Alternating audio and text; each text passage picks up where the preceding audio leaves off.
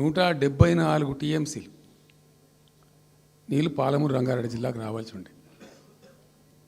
పాలమూరు జిల్లాకు ఆనాటి ప్రతిపాదిత ప్రాజెక్టుల ప్రకారం రావాల్సి ఉండే. ఆంధ్రప్రదేశే ఏర్పాటే తెలంగాణ పాలిట పెనుశాపం. కొంతమందికి నచ్చదు, కానీ పెనుశాపంగా పరిణమించింది ఆంధ్రప్రదేశ్ రాష్ట్ర ఏర్పాటు. మొత్తం తెలంగాణకు, అందులో మోర్ స్పెసిఫికల్లీ మహబూబ్ నగర్ జిల్లాకు జరిగినటువంటి తీవ్రమైనటువంటి అన్యాయం. ఎస్ఆర్సి యాక్ట్ అంటే స్టేట్ రీఆర్గనైజేషన్ యాక్టు స్పష్టంగా చెప్తుంది, ప్రతిపాదించబడి ఆల్రెడీ శాంక్షన్ అయ్యి జరుగుతుండే ప్రాజెక్టులు, కంటెంప్లేట్ చేసి ఉన్న ప్రాజెక్టులు, వాటిని మార్చకూడదు, అవి కొనసాగించాలి. ఆ చట్టం ఉండగా కూడా వాటి అన్నిటిని కాదని వీటిని మొత్తం అబాండన్ చేసి పడేసిండ్రు. అట్లా చాలా చేసినారు. అక్కడ గోదావరి మీద చూసుకుంటే దేవునూరు ప్రాజెక్టు కావచ్చు, ఇచ్చంపల్లి కావచ్చు, రకరకాల ప్రాజెక్టులను అబాండన్ చేసినారు. అందులో అతి తీవ్రమైనటువంటి అన్యాయం మహబూబ్ నగర్ జరిగింది. ఇలా మహబూబ్ నగర్కి ఇచ్చే పాలమూరు ఎత్తిపోతలో మరొకటి కొత్త స్కీమ్ కాదు. గతంలోనే 174 టీఎంసీలకు ప్రాజెక్టులు రూపకల్పన జరిగి అంత అయింది. అయితే మేము చాలా వాదించినాం. మధ్యలో బ్రిజేష్ కుమార్ ట్రిబ్యునల్ వస్తే కూడా అక్కడ పోయి ఆ ట్రిబ్యునల్ని కలిసి చాలా ప్రయత్నాలు చేసినాం. ఉద్యమ సందర్భంలో, ఉపన్యాసాలలో, కరపత్రాలలో, జలసాధన ఉద్యమ సందర్భంలో, మా క్యాసెట్ల రూపంలో, స్పీచ్ల రూపంలో, కరపత్రాల రూపంలో, పోస్టర్ల రూపంలో, క్యాసెట్ల రూపంలో రకరకాలుగా వాదించుకుంటూనే ట్రిబ్యునల్ కూడా వేయాలని పోతే, ట్రిబ్యునల్కు ఉండే ఒక డెలికసీ ఏంటంటే వాళ్ళు రాష్ట్రాల మధ్య పంపిణీ చేస్తారు తప్ప రాష్ట్రం లోపల ఉండేటువంటి ఒక ప్రాంతానికంటే వాళ్ళు చేయరు. మీకు రాష్ట్ర హోదా లేదండి, మీరు ప్రాంతము, మీరు రాష్ట్రంతో కొట్లాడుతున్నారు, అది వేరే సంగతి, కానీ మేము స్వీకరించలేము, తీసుకోలేము చట్ట ప్రకారం అని చెప్పి వాళ్ళు నిరాకరించారు.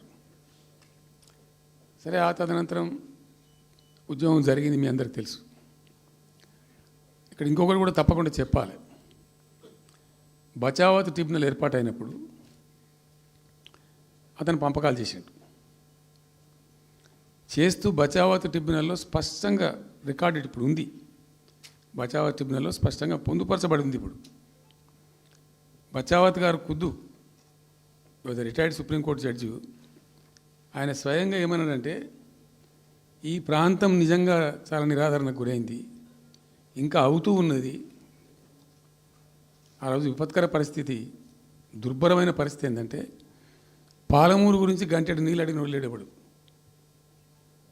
ఇంత కేటాయించండి, ఈ కరువు జిల్లా ఉంది అని అడిగేవాడే లేడు. ఆనాటి సమైక్య ప్రభుత్వం చేసిన ద్రోహం. బచావత్ ఏం చేసిండు, మాకు చూడబుద్ధి అయితే లేదు, ఇది మా అంతల మేమే సూమోటో ఈ సమైక్య ప్రభుత్వం ప్రతిపాదించకపోయినా ఒక 17 టీఎంసీ జూరాల ప్రాజెక్టు మంజూరు చేస్తున్నాము. అయితే సాంకేతిక కారణాలు మరొకటో చూపెట్టి ఈ జూరాల ప్రాజెక్టుని ఇక్కడి నుంచి ఎత్తగొట్టద్దు, వేరే కాడ కట్టద్దు, ఇక్కడ మాత్రమే కట్టి తీరాలి, దానికే అలాట్ చేస్తున్నామని చెప్పి ఒక కండిషన్ పెట్టిండు ఆయన. ఇది ట్రిబ్యునల్. అతను ఒక న్యాయమూర్తిగా పనిచేసిన వ్యక్తి కాబట్టి చూడబుద్ధి కాక, ఆ బాధ భరించలేక ఈ కామెంట్ కూడా రికార్డు చేసిండు ట్రిబ్యునల్లో. ప్లస్ ఆ 17 టీఎంసీ జూరాల ప్రాజెక్టుకు కేటాయించిండు. ఎంత విషాదం అంటే, అది ఎప్పుడో 74లో 74 నుంచి 78 దాకా జరిగింది కథ. అతను కేటాయిస్తే దానికి ముట్టినోళ్ళు లేడు, పట్టుకునోళ్ళు లేడు, తీసినోళ్ళు లేడు. అంజయ్య గారు ముఖ్యమంత్రి అయినాక ఒక ఏడాది తర్వాతనేమో అప్పుడు అంజయ్య గారు దానికి ఫౌండేషన్ స్టోన్ వేసారు. ఫౌండేషన్ స్టోన్ వేస్తే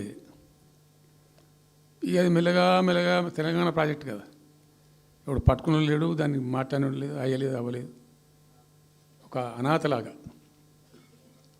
ఆ బ్యారేజ్ వరకు కట్టేశారు.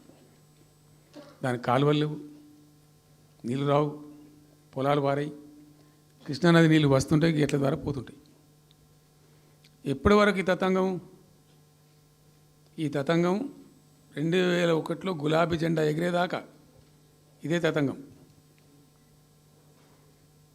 ఇంకా విషాదం ఏంటంటే అప్పుడు ముఖ్యమంత్రి ఉన్న చంద్రబాబు నాయుడు ఆయన మహబూబ్నగర్ జిల్లాను దత్తత తీసుకున్నాడు.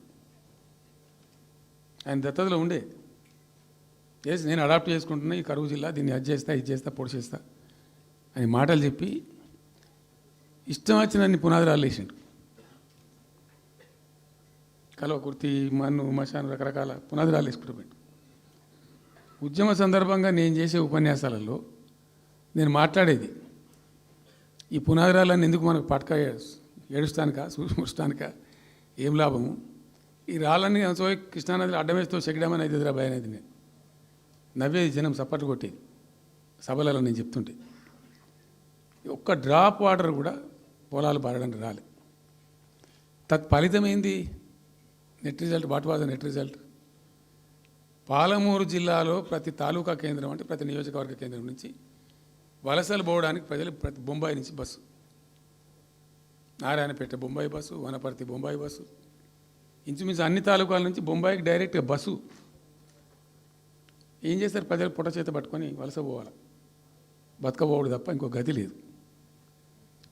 జిల్లాకు జిల్లా మొత్తానికి మొత్తం 100% కృష్ణా బేసిన్లో ఉంటుంది. భయంకరమైన కరువు. చివరికి ఆ జిల్లాలో ఉండే అనేక మంది కవులు అనేక పాటలు రాసిండ్రు. ఆ గోరెటి వెంకన్న గారు అయితే పల్లె పల్లెలో పల్లెలు మొలిసే పాలమూరులోన అని చెప్పి పాట రాసి పాడిండు. ఆ పాట బాగా పాపులర్ సాంగ్ కూడా, తెలంగాణ ఉద్యమం పొడుగుతో కూడా భయంకరంగా మోగినటువంటి సాంగ్. సో అట్లా జరుగుతూ ఉంది. మేము ఏడుస్తా పోయినాం, చూస్తా పోయినాం.